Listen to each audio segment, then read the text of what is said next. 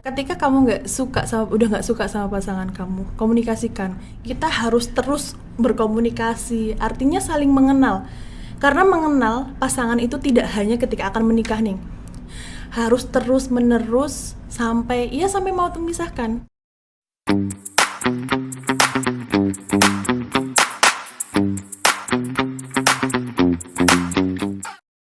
Assalamualaikum warahmatullahi wabarakatuh. Gimana kabarnya semuanya teman-teman? Ini di sini lagi suasananya mendukung sekali untuk membahas sesuatu di kafe kita. Karena ini sedang ada back sound-nya Halilintar menggelegar. Jadi sepertinya kita pantas sekali kita untuk mengulik tema ini. Jadi teman-teman, ini tema yang viral sekaligus membawa emosi kita sekuat Halilintar, semenggelegar guntur gitu ya. Apa itu? Kita mau membahas tentang layangan putus. Nah, layangan putus yang lagi viral di kalangan emak-emak, anak-anak juga pada nonton ya semuanya sepertinya. Padahal ini usianya ada usia 17 tahun ke atas ini ya padahal. Layangan putus. Lalu siapa sebenarnya narasumbernya yang pas untuk ini? Siapa lagi kalau bukan beliau, Neng Dhomiratul Firdaus. Neng, selamat datang Neng, yang dinanti-nanti oleh fansnya, mungkin bukan fans ya, subscribernya kafe kita. Ini ditunggu sekali jenengan ketika saya bikin Q&A. Siapa narasumber berikutnya? Neng Firda semuanya. Iya, tapi dikaitkan dengan layangan putus. Dan ini pas banget, relate banget. Ternyata memang takdirnya begitu. Iya. Neng Firda baru datang setelah layangan putus muncul. Betul. Oh iya. Jadi ini ternyata takdirnya apa dong? Takdirnya relate kah begitu? Nanti. Ya kita bahas nanti ya nih. Baik. Saya awali dulu layangan putus. Gimana menurut Neng Firda? Film ini bagaimana sih dari sisi Neng Dhomiratul Firdaus? Layangan putus. Kalau dari saya nih, memang seri-seri semacam layangan putus, atau mungkin kemarin ada nih yang drama Korea The World of the Marriage. Nah, ya. Itu kan sama mengisahkan seorang laki-laki yang berselingkuh ya. Kemudian apa yang bisa kita ambil dari drama-drama seperti itu? Kalau menurut saya itu sebagai reminder untuk kita ketika kita dianugerahi pasangan yang setia, yang baik, jangan sampai tidak bersyukur. Kemudian ketika kita mendapatkan pasangan yang baik, ya kita harus terus berkomunikasi, artinya saling mengenal. Karena mengenal pasangan itu tidak hanya ketika akan menikah nih, harus terus menerus sampai mau memisahkan. Lewat apa? Lewat komunikasi. Iya, lewat komunikasi dalam rumah tangga. Dibangun terus keharmonisannya seperti itu. Tapi kan gaya laki sama perempuan berkomunikasinya beda dong nih. Iya, tentu beda. Kadang juga pasangan yang udah menikah lama tuh untuk memuji pasangannya tuh kayak malu-malu. Kadang malu-malu, Neng. Nggak kalau masih anak muda awal-awal itu kan, kamu cantik banget sih. Iya. Kalau udah anak 3 tuh. Relate nggak? Karena mau bilang kamu cantik itu kok sekarang sudah mulai melewat. Iya, tapi kadang orang-orang seperti itu membuktikan perasaannya, menyatakan perasaannya bukan lewat kata-kata namun tindakan. Seperti itu. Jadi meskipun lewat tindakan harus diapresiasi dong. Iya betul, harus, karena itu usaha, ada effort dari pasangan untuk menghargai kita, harus kita apresiasi. Jadi dan sebaliknya, mau suami ke istri, istri ke suami, itu saling memuji dan harus saling mengenal. Jadi intinya kalau kita sudah punya pasangan, maka konsekuensinya harus saling bersyukur gitu. Iya, saling bersyukur, memperbaiki diri, kemudian memupuk keharmonisan itu wajib menurut saya. Gitu nih. Berarti nggak boleh sering-sering stalking pasangan lain ya, Ning ya? Ini kelakuan siapa nih? Tujuannya apa stalking pasangan lain? Istriku kayak Shanti. Lihat budget, Bu. Ning, dari fenomena layangan putus, saya kalau boleh tanya, kalau misalnya dibilang selingkuh atau misalnya poligami lah misalnya, apakah keduanya ini sama-sama bentuk pengkhianatan? Boleh disebut pengkhianatan nggak nih? Menurut saya iya. Selingkuh dan poligami, selingkuh dengan dibungkus poligami atau apapun itu termasuk suatu pengkhianatan. mau dia selingkuh ya, esensinya selingkuh, kemudian dibungkus dengan cover apapun, entah itu poligami, entah apapun itu, tetap karena esensinya selingkuh itu artinya buruk. Selingkuh itu menurut saya jahat, perbuatan yang nggak baik gitu. Dolim nih. Dolim kepada pasangan dan kepada orang lain.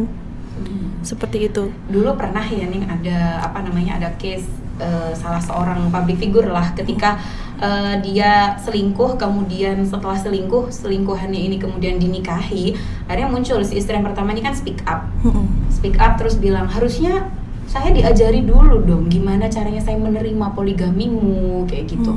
Apa harus seperti itu? Kalau mau dipoligami apa harus melewati prosedur seperti itu? Harus istri pertama harus dibikin menerima dulu, diajari caranya begitu?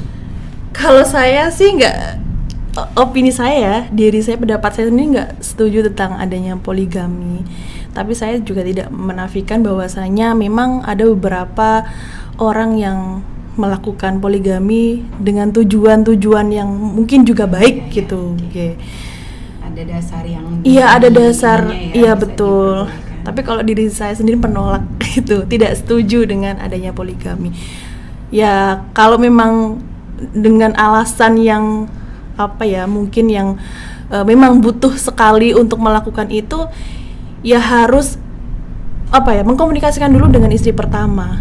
Jangan tiba-tiba menikah dengan orang lain tanpa konfirmasi dulu kepada istrinya deh. Meskipun dalam fikih diperbolehkan. Iya, boleh ya, tapi boleh.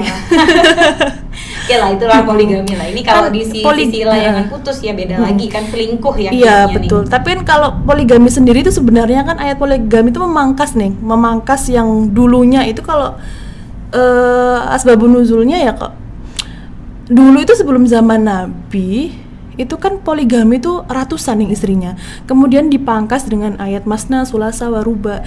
Dan kemudian kalau kamu nggak bisa adil, ya satu aja. Kalau menurut saya esensi dari ayat poligami itu adalah ayat monogami itu sendiri. Dijawabnya apa ya sebenarnya, padahal dipangkas di depan aja. Ya begitulah ayat kalau dibikin sesuai kebutuhan. Terus ada nggak nih alasan sedarurat apa kondisi laki-laki itu untuk dia melakukan perselingkuhan, atau tadi jenengan bolehkan menyebut pengkhianatan gitu? Alasan esensinya mungkin apa, sensasi kah atau apa, kedaruratan sejenis apa sih yang diperbolehkan laki-laki begitu? Nggak ada deh, kalau untuk selingkuh tuh tidak ada alasan apapun untuk membenarkan perselingkuhan tuh nggak ada nih, menurut saya kayak gitu sih. Jadi meskipun misalnya si istri sudah tidak sesuai dengan yang ini misalnya, atau kalau menurut saya ketika kamu udah nggak suka sama pasangan kamu, komunikasikan gimana sih memperbaikinya nanti, apa yang salah dariku, apa yang salah dari kamu, mari kita perbaiki sama-sama, bukan malah berkhianat. Menurut saya itu sungguh tidak dewasa sama sekali kalau memutuskan untuk berkhianat. Harus dikomunikasikan, dicari apa kesalahan kita sehingga kita ini loh kok jauh, mungkin merasa sudah tidak harmonis. Selesaikan di situ. Selesaikan di situ. Jangan malah berpaling kepada orang lain. Itu tidak menyelesaikan masalah. Semacam pengecut ya Ning ya, punya masalah kemudian lari malah. Ya kayak Aris itu. Mas Aris iya, ya. Mas Aris tuh.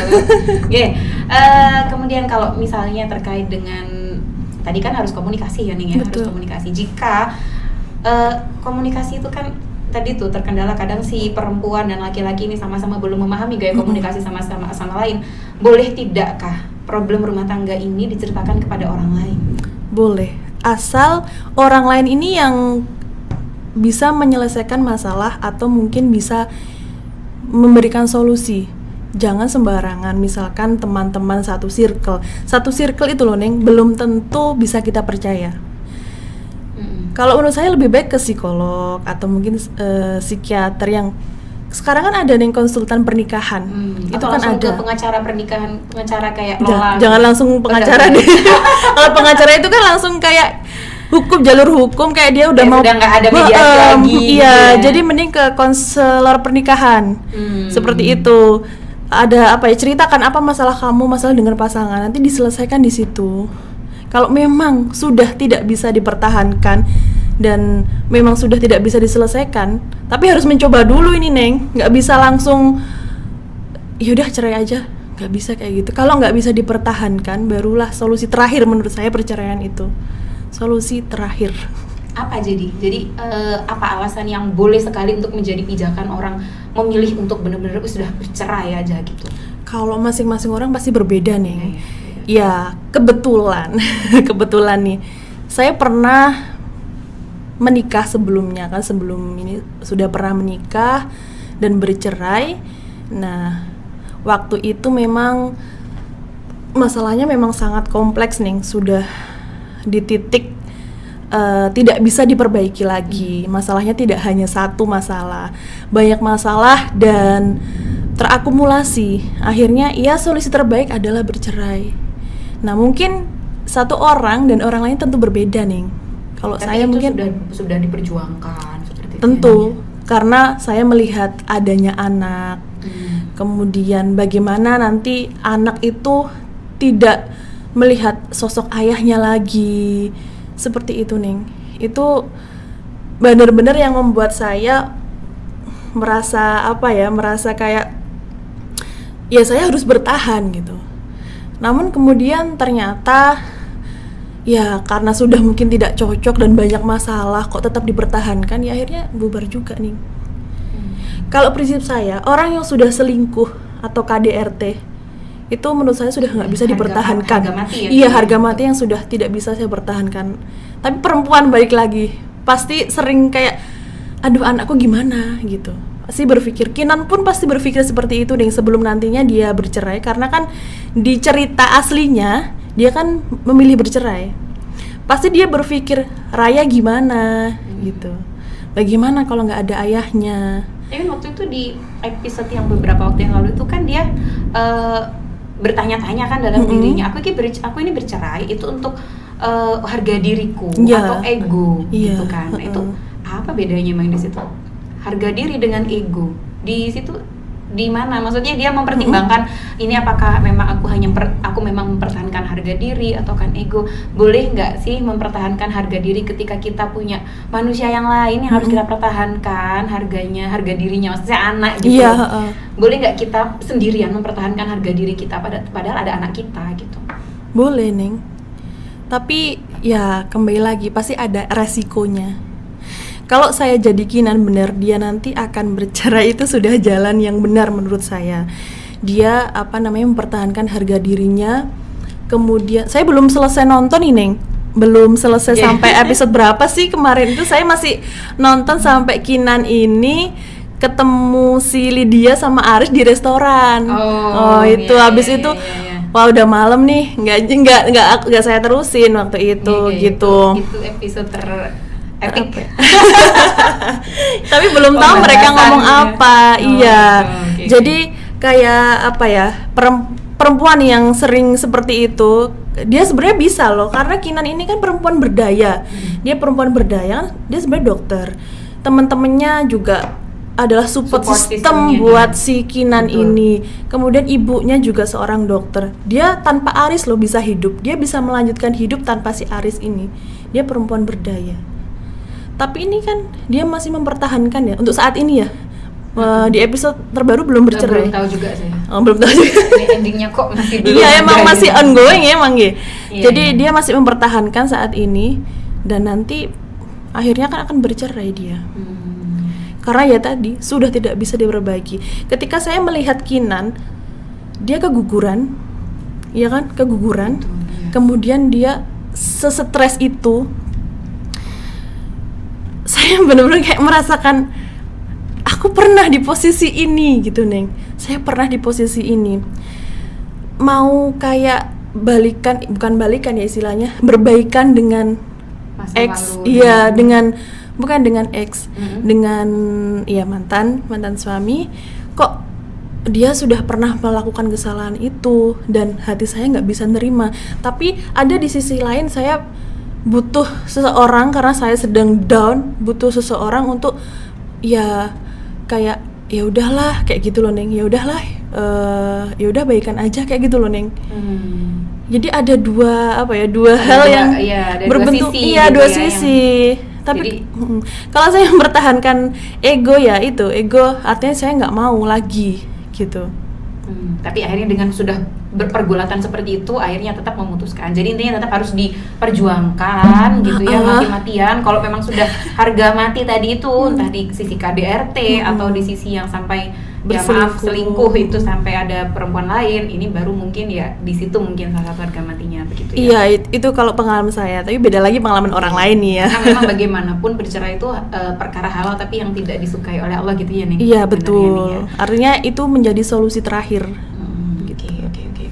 Terus di kondisi yang si Kinan ini ya Ning ya, ternyata waktu itu kan sempat ada meme kan ya, apa namanya? It's my dream. Oh bukan. Ya, itu lebih ke Aris itu gimana sih? Apa kok masih selingkuh, kan Kinan itu cantik. Kan, berarti kalau istrinya jelek boleh aja diselingkuhi. Iya, gitu kan. Sebenarnya kita jadi kan selingkuh bisa. Itu faktornya bukan karena istrinya cantik atau nggak cantik atau mungkin. Berarti harus di sisi apa yang harus kita ubah sebagai seorang perempuan? Arisnya ini. Oh, Arisnya. Bukan istrinya. Bukan iya. Yang selingkuh ini. Ya kalau di Layangan Putus memang kan dia ada penyeimbang ya, selain Aris yang berselingkuh ada Miranda. Dia sebagai penyeimbang agar orang-orang tidak berstatement yang selingkuh tuh sering cowok laki-laki, perempuan juga bisa. Di situ ada aktor penyeimbang, scene penyeimbang di si Miranda itu. Tapi yang jadi fokus adalah Aris di sini. Jadi yang perlu diperbaiki, yang perlu dipertanyakan, si Aris ini ada apa? Kenapa dia selingkuh? Jadi bukan karena Kinan lo cantik kok diselingkuhin, nggak bisa kayak atau gitu. Aris memandang perempuan itu hanya sebagai sebatas objek makhluk seksual ya. Menurut saya kayak gitu. Karena adanya toxic masculinity tadi, Neng. Mas Aris itu memandang Kinan sebagai objek seksual aja, perempuan sebagai objek seksual. Sebenarnya maskulinitas itu kan nggak apa-apa kalau kayak kekuasaan, tapi nggak boleh karena ada toksiknya ini loh, Neng. Akhirnya dia merasa laki-laki itu superior dan bisa menindas perempuan seperti itu yang ya tidak boleh gitu loh. Kalau yang di sisi Miranda, kalau di sisi Miranda itu selingkuhnya karena menurut saya nggak kafaah. Menganggap si suami ini sebagai makhluk ekonomi. Konsep idealnya kan gini, perempuan dan laki-laki sama-sama makhluk spiritual dan intelektual. Boten konsep spiritual. Prinsipnya makhluk intelektual dan spiritual sama-sama bisa menjadi hamba Allah yang bertakwa, sama-sama bisa berpikir, sama-sama bisa memberikan pendapat, sama-sama bisa berpendapat. Tapi karena di sini Aris melihat Kinan ini sebagai hanya objek seksual. Kalau di masalah Miranda dia melihat suaminya sebagai makhluk ekonomi, pencipta uang saja. Iya, pencipta uang saja. Akhirnya ya terjadi seperti itu, Ning. Gitu. Jadi intinya harus ada korelasi, sama-sama memandangnya sama ya, gitu setara. Seperti itu, Neng, kalau menurut saya. Si perempuan juga memandang laki juga sama, objek seksual juga yang sama. Sudah artinya punya kesetaraan dalam urusan seksual. Kalau yang laki-laki juga memperbolehkan perempuan untuk menyeimbangkan ekonomi dalam rumah tangganya. Iya, seperti itu. Kalau laki-laki yang di kasus Miranda itu laki-lakinya juga agak minder ya, suaminya juga agak minder. Kemudian si Miranda ini dia punya kekuasaan dan menghasilkan uang lebih. Akhirnya kayak ya nggak harmonis mereka. Merasa gitu lebih ya? Merasa wah kok cewek lebih ini masuk nggak? Merasa cewek itu lebih cewek kok malah berpenghasilan lebih gitu. Dan Miranda pun melihat suaminya tidak bisa menyaingi dirinya, Ning. Kayak gitu. Jadi ini juga harus menjadi pencerahan juga untuk kita semua ya kan, banyak sekali yang mengatakan kamu jangan terlalu mandiri lah jadi perempuan, nanti nggak ada laki yang mau gitu kan ya. Maksudnya mungkin, nah ini ada kata-kata yang bagus ini waktu itu kita ketemu sama Ninggi Mas itu di sini Ninggi Mas. Maaf ini Mas, kita sapa di sini. Jadi Ninggi Mas bilang waktu itu, kenapa kita harus memaksakan kaki kita dipotong untuk berusaha pas di sepatu orang begitu. Maksudnya standar kita nggak boleh diturunkan untuk sekedar untuk menyesuaikan dengan orang lain kan, seperti itu. Kita punya standar sendiri gitu. Jadi kalau menurut saya ya perempuan harus berdaya, perempuan harus mandiri. Meskipun loh nggih, sekarang itu kan perempuan kalau mau bekerja itu nggak harus keluar rumah. Betul. Misalkan pun dia nggak bisa keluar rumah, di rumah itu bisa loh bekerja. Menghasilkan. Iya, karena sekarang zaman teknologi sudah canggih gitu. Contohnya seperti Ning Firda. Dan pada akhirnya ketika menjadi Kinan, karena Kinan ini punya privilege nih, dia kan berdaya. Tanpa Aris pun dia ya bisa hidup gitu loh. Tapi nggak semua kasus perselingkuhan tuh seperti itu. Banyak perempuan itu yang menggantungkan nafkah dari suami. Jadi kalau terjadi perselingkuhan, misal dia hanya bisa ngempet. Soalnya kalau saya menggugat cerai, nanti saya dapat nafkah dari siapa? Banyak yang seperti itu, Neng. Banyak yang DM saya. Karena itu tadi masalahnya, perempuan tidak berdaya. Betul, iya, karena dia menggantungkan segala sesuatu pada suami. Akhirnya kalau suaminya, karena suami ini juga makhluk biasa, bukan Tuhan kan yang ada titik lemahnya. Ada titik, iya, Ya, nggak bisa sempurna kan yang ya. Akhirnya dia berbuat misalkan selingkuh atau mungkin bertindak KDRT, perempuan ini lemah, tidak bisa speak up mungkin. Tidak bisa menuntut suami gitu, merasa dirinya lemah karena tidak ada yang menafkahi nanti kalau bercerai. Kembali lagi karena tadi si istri menganggap laki-laki adalah pencetak uang, makhluk ekonomi. Iya. Artinya di sini menurut saya perempuan juga harus berdaya. Laki-laki bisa untuk mencari nafkah, perempuan pun juga bisa. Ya ada benernya juga itu meme itu. Kinan dan Aris itu akhirnya ada yang selingkuh itu karena mereka tidak bareng-bareng mengajukan KPR gitu katanya. Iya. Atau mengajukan cicilan bersama. Kalau punya cicilan gitu, kan nggak akan bersama gitu. Nggak akan bisa beli penthouse. Iya. 5M. Jadi harus barangkali harus ada faktor eksternal yang mengunci kesinambungan kita berdua. Iya, maybe kayak gitu. Gini nih, mungkin kita sekarang melihat dari kacamata yang lain, kacamata Lydia. Iya. Lydia. Bagaimana ketika dari seorang perempuan yang memang sudah terlanjur dia nyemplung di hubungan yang toksik begitu? Kalau jadi Lydia, dia kan manusia juga. Dia itu diberi kesempatan untuk berpikir. Kalau saya ngaji sama Bunyai Nurofi'ah fa'alhamaha fujuraha wa taqwaha, dia tuh bisa memilih loh untuk bertakwa atau maksiat gitu, Ning. Terjerumus. Jadi dia bisa memilih, Neng. Kalau dia sudah tahu itu Aris itu suami orang, kenapa dia harus melanjutkan dan ya menggoda? Kita juga belum tahu ya, Neng, awalnya mereka ketemu gimana. Tapi di sini kan sudah terlihat kalau Aris ini adalah suami orang. Tapi kenapa dia malah mendekati dan melanjutkan seperti itu? Di sini tapi yang salah juga bukan Lydia aja, karena dua orang ini ya yang berkasus, yang berselingkuh, artinya dua orang ini yang bersalah gitu, Ning. Iya, jadi Lydia itu di Layangan Putus juga dia itu dibuat seperti ya manusia biasa. Waktu si Kinan mengalami keguguran, si Lydia ini juga, wah ini gara-gara aku ya gitu. Dia merasa sebenarnya sebenarnya dia tuh merasa, wah ini gara-gara aku nih gitu. Kasihan Mbak Kinan jadi seperti itu. Dia merasa seperti itu sih, dia merasa bersalah. Digambarkan ya manusia biasa yang kayak seolah-olah bukan antagonis di series itu gitu. Tapi orang lain pasti melihatnya dia ya memang antagonis gitu. Iya. Ya itu tadi karena dia tidak memilih yang memutus gitu ya. Kenapa dia nggak menyelesaikan saja ketika sudah tahu kalau backgroundnya si Mas Aris ini seperti apa? Apalagi karena kan sudah ada yang masuk. Ada kemelekatan yang di situ, Neng. Dia sudah merasa nyaman, sudah merasa gini loh, Neng. Perempuan itu kalau diayomi oleh ada yang membuatnya nyaman, itu kadang sulit untuk melepaskan. Aris itu kan membuat Lydia ini menjadi nyaman dengan banyak kasih sayang, kemudian memberikan banyak nafkah batin dan lahir. Itu bahkan yang dibelikan penthouse 5M itu kan it's my dream. Iya, not hers. Oke. Jadi nih kita kembali ke awal. Jadi untuk mencari sosok laki-laki. Wah, ini curhat nih gue. Mencari sosok laki-laki yang ini kan bagi para jomblo ya, yang juga nonton Layangan Putus bukan berarti kemudian mengeneralisir semua laki-laki yang akan kamu nikahi akan seperti Mas Aris ya. Jadi makanya ini kita tanya ini sama beliaunya Ning Firda.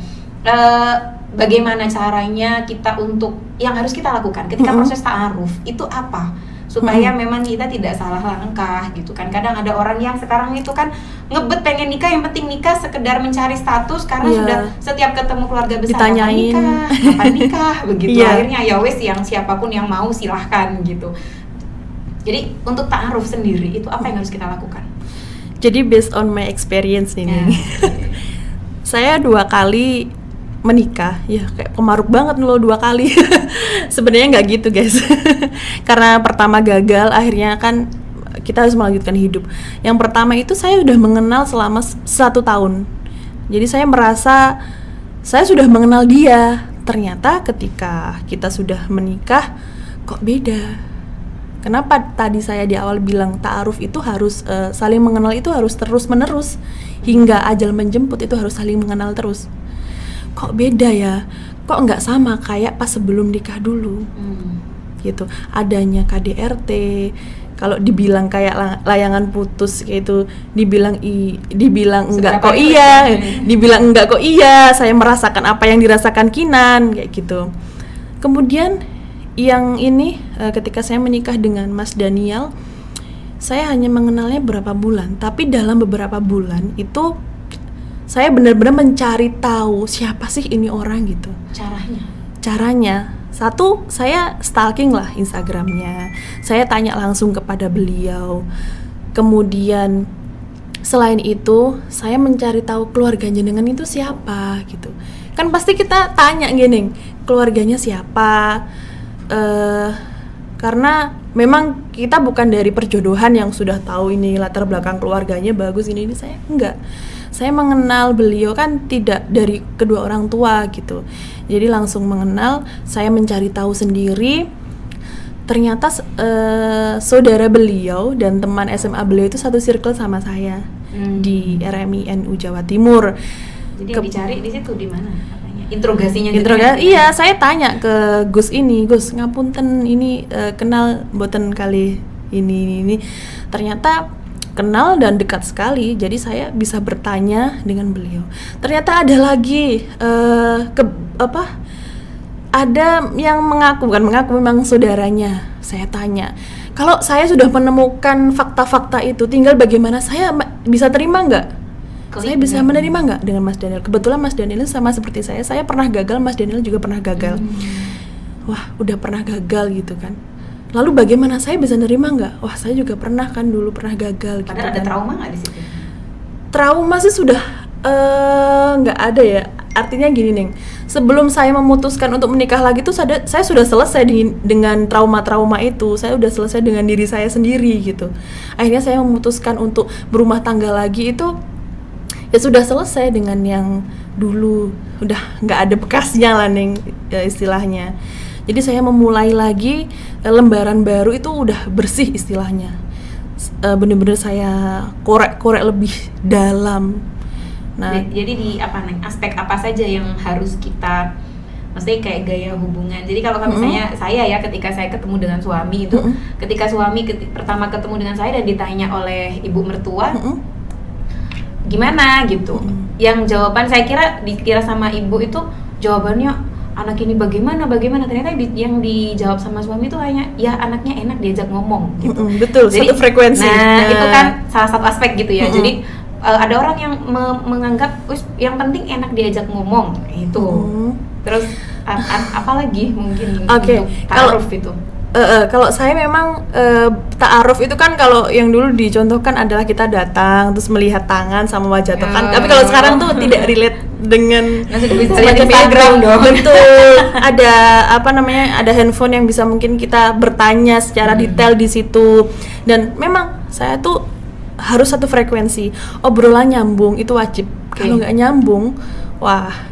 Kalau obrolan aja udah gak nyambung, gimana menjalin rumah tangga itu bisa nyambung? Karena pernikahan itu guys isinya komunikasi. Iya, komunikasi seumur hidup dalam pernikahan itu. Iya. Jadi ketika saya nyambung, nyambung. Nah, kalau udah nyambung, saya kulik keluarganya, terus pendidikannya ini kayak gimana. Oh, seperti ini. Ketika sudah mendapatkan fakta-fakta tadi, ya udah, saya nerima nggak? Oh, ya udah, saya nerima. Tapi kalau dari gaya kepengasuhan dia dan gaya gaya dia apa ya, ibaratnya kalau misalnya nanti punya anak dia bakal kayak gimana memperlakukan anak itu dilihat dari apa?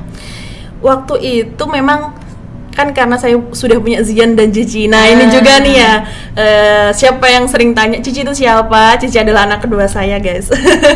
Cici dan Zian adalah anak saya dari pernikahan pertama. Ini sekaligus klarifikasi sih, karena teman-teman tuh banyak yang nanya dan saya males banget untuk cerita dengan kan sebenarnya cuma pengen tahu aja, nggak cuma pengen tahu ya udah gitu kan ya. Jadi saya nggak pernah membalas itu Neng. Ya mumpung ada podcastnya Neng Widat ini di Kopi Panas, sekaligus buat klarifikasi bahwasanya ya Cici dan Zian adalah anak saya. Pernah video call dengan anak-anak dan Cici nyaman, Zian juga nyaman, bahasa komunikasinya bagus. Oh ini cocok buat ayah kalau untuk anak saya.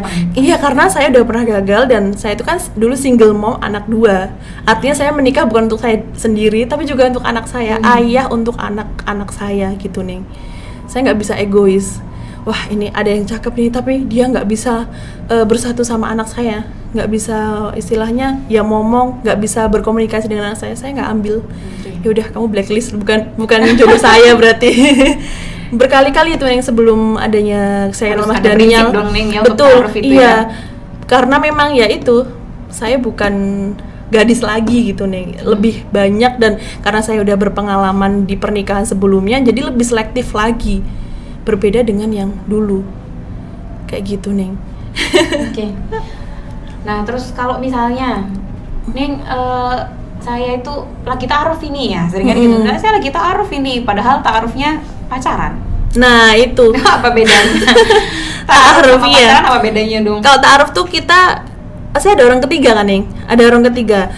Nah, saya nggak tahu sih gaya pacaran anak zaman sekarang tuh udah kayak gimana ya. Parahnya seperti apa saya udah nggak tahu. Ketika ta'aruf tuh kan bisa ada orang ketiga yang harus ada mahram ya. Iya, ada mahram salah satunya lah. Ya, agar tidak terjadi hal-hal yang tidak diinginkan. Bukan hal-hal yang diinginkan ya. Hal yang tidak diinginkan. Harus ada orang ketiga di situ. Kalau pacaran kan mereka kadang nih menganggap ta'aruf itu sudah jodohnya, sudah pasti menikah.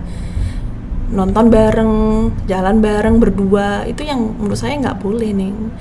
Kalau mungkin masih keluar bersama sama keluarganya, sama mahramnya, itu masih ya nggak apa-apa, it's okay gitu.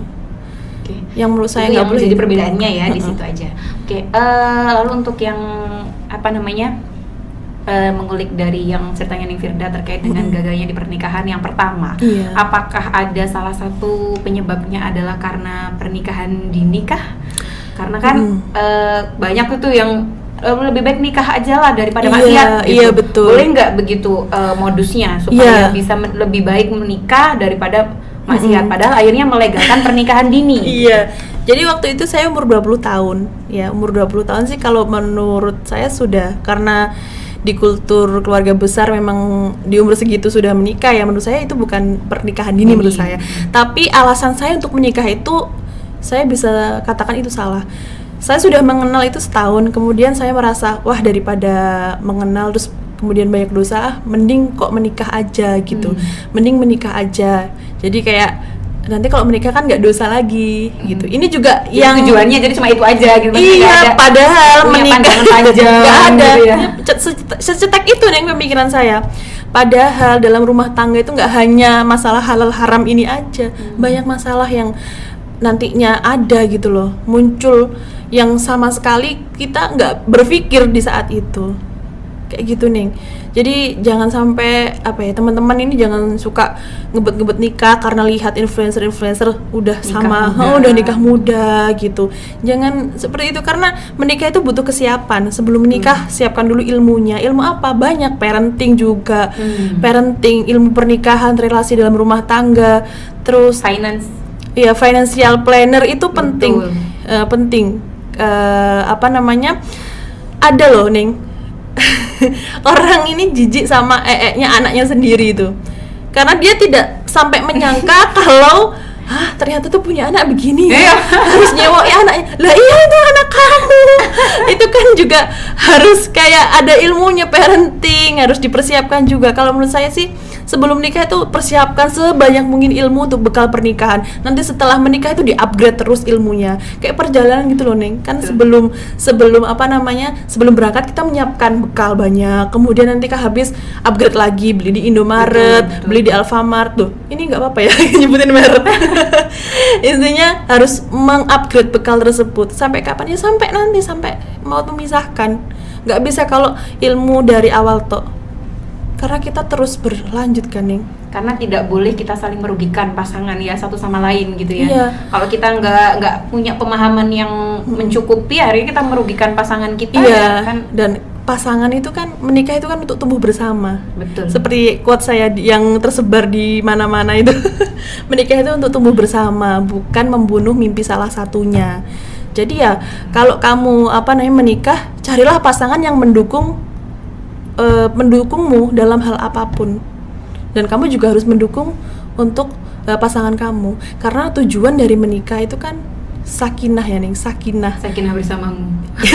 iya nih. Jadi harus ya, ketika di awal sudah disounding ya, aku punya mimpi gini loh, gimana kamu mengamini enggak gitu ya, bisa ya digitukan. Bisa. Gitu. Kalau aduh kamu di rumah aja deh loh, kok nggak sesuai nih sama gaya. Nah ini kayak saya yang sebutkan ke Mas Daniel sebelum menikah, Mas ngapunten, saya itu nggak bisa masak, saya itu hobinya berkeliaran di jalan, artinya saya nggak jarang di rumah, bukan anak rumahan. Saya kasih kemungkinan terburuk, Ning.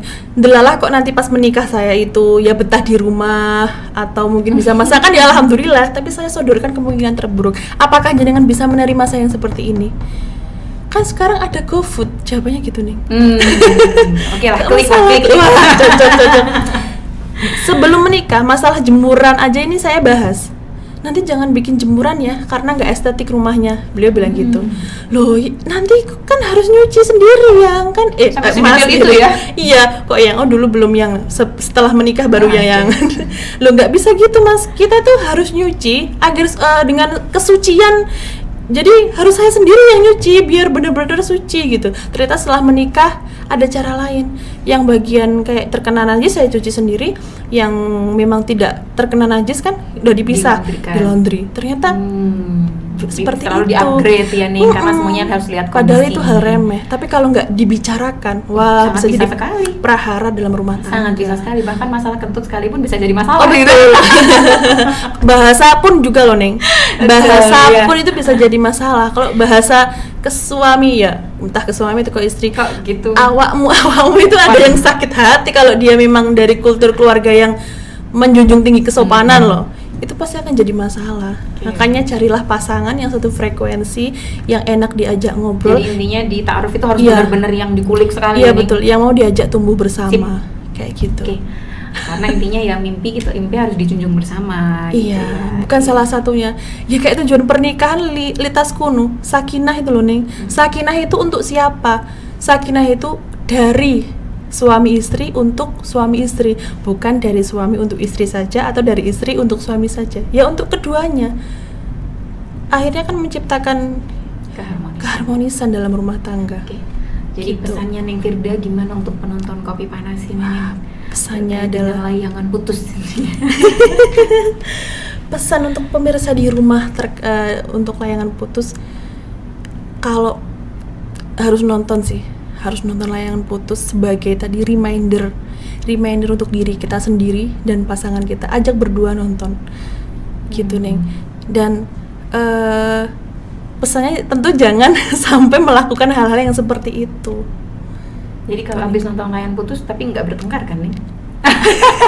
Tapi realitanya, Neng, sekarang tuh suami-suami dikintilin terus sama istrinya, handphone dicekin, mutasi rekening gini. Iya, saya tuh nggak pernah ngecek HP suami tuh nggak pernah. Tapi suami saya tahu passwordnya apa. Namanya kita banget ini. Iya, saya nggak tahu loh itu sebelum Nagita bilang gitu saya sudah kayak gitu. Kami berdua tahu passwordnya tapi nggak pernah saling ngecek. Kita sudah menumbuhkan kepercayaan itu. Iya, kalau minjem ya minjem aja, nggak takut, nggak ada rasa takut. Kayak gitu sih. Oke. Alhamdulillah sudah sesuai dengan durasinya. Dan ini seru sekali sebenarnya kalau mau dibahas, ini masih banyak sekali pembahasan-pembahasan yang harus kita komunikasikan. Ini banyak sekali masalah-masalah rumah tangga yang sepertinya pas sekali orangnya ini kebetulan datang. Ya, oke, nanti kalau misalnya memang ada problem-problem apa yang ingin ditanyakan, silahkan bisa DM di admin Kopi Panas Channel atau juga bisa di YouTube kita di komentar ya. Oke, terakhir dari saya mungkin ya, cinta itu sesuatu yang baik. Jadi tujuan dan niatnya, caranya juga harus baik supaya diterima oleh Sang Maha Pencinta dan akhirnya beliau meridhoi kita untuk dicintai oleh semua makhluknya. Terima kasih, itu saja dari saya. Wassalamualaikum warahmatullahi wabarakatuh.